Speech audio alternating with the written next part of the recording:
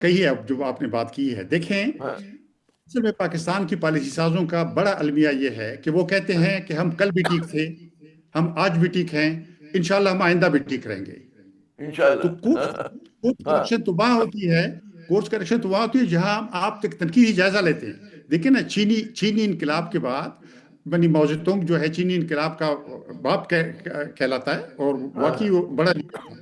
نیا چین، اس نے بنیاد رکھی نئی چین کی 1951 میں، 1949 میں۔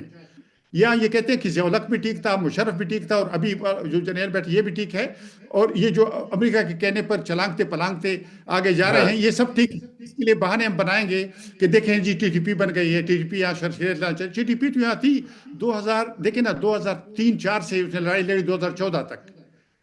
تو یہ ٹی ٹی پی کہاں تھی؟ پاکستان کے اندر تھی۔ آپ نے اچھا ایک ٹی ٹی وہ بالکل آپ کا پوائنٹ آ گیا۔ میں ایک اور چیز پہ آپ کی توجہ مبذول کراؤں گا جو میں نے بھی بات بھی کی تھی کہ افغانستان کو صرف افغان طالبان کے زاویے سے دیکھنا یا لینس سے دیکھنا نامناسب ہے، اس کا ایک بڑا انسانی پہلو بھی ہے۔ وہ یہ ہے کہ وہی قبیلے جو ہیں وہ ڈیورنگ لائن کے اس طرف بھی ہیں اور وہ اس طرف بھی ہیں، ان میں ایک میل جول ہوا کرتا تھا، ٹھیک ہے نا؟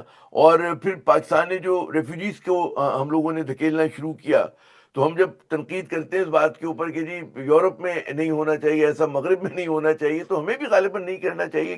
وہ بچے یہاں پر پیدا ہوئے ہیں، وہ اسی طرح کی اردو بولتے ہیں، بلکہ ہم سے صاف اردو بولتے ہیں۔ جو کراچی میں کئی افغان مہاجرین کے بچوں سے واقف ہوں، نوجوانوں سے، تو ان کی بڑی صاف شفاف اردو ہے، اسی طرح کے کراچی آئیٹر جیسے میں ہوں یا کوئی اور ہوگا۔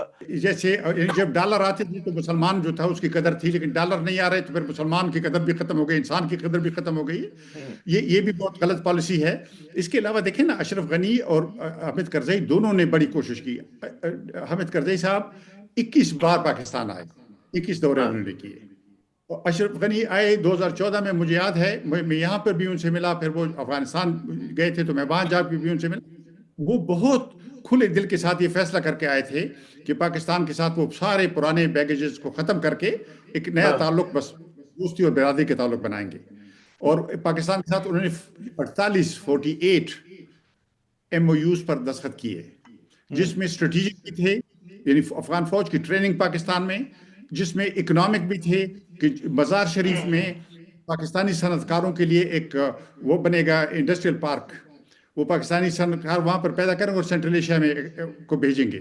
یعنی بہت ساری چیزیں، یہ جو اچھا کابل ریور ہے ڈیم بنے گا بجلی کا۔